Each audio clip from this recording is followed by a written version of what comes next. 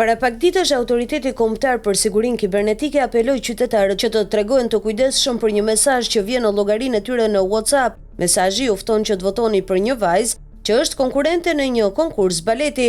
Në të vërtetë, ky është një mashtrim. Nëse ju klikoni linkun që ju vjen dhe më pas ndiqni procedurat e tjera duke vendosur edhe kodin e llogarisë, hakerat do të kenë akses në të gjitha të dhënat tuaja.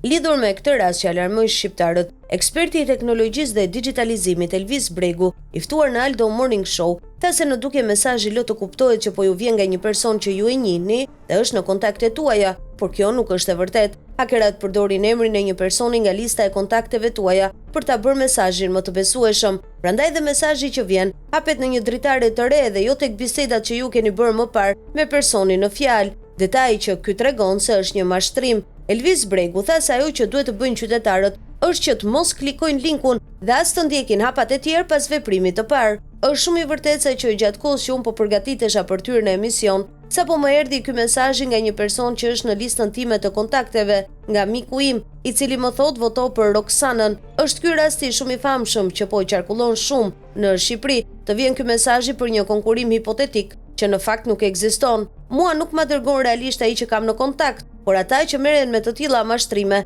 përdorin një emër që është në listën e kontakteve të mia.